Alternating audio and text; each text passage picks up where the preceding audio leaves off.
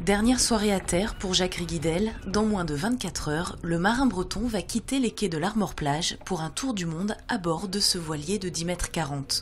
Mais ce tour du monde n'a rien de déjà vu. Le navigateur s'est en effet lancé 3 défis.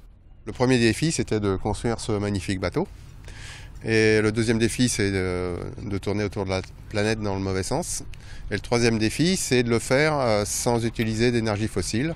C'est l'humain qui est fait comme ça, qui veut toujours essayer d'en faire un peu plus. Et puis dans les humains, il y en a certains qui sont un peu plus fous et puis qui essayent de faire des choses qui sont plus difficiles.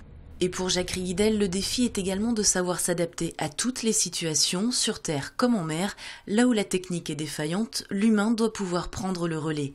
Les derniers préparatifs et mises au point ont d'ailleurs donné quelques sueurs froides aux marins. Là, c'est un problème de désalinisateur. Il y avait un défaut dans l'appareil que je n'avais pas détecté auparavant.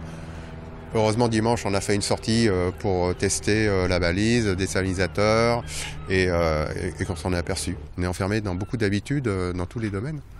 Ça ne veut pas dire qu'elles sont mauvaises, ça veut dire que pour un projet particulier, c'est mieux de faire table rase de tout ça et d'essayer de trouver des solutions qui vont permettre d'y arriver, quoi.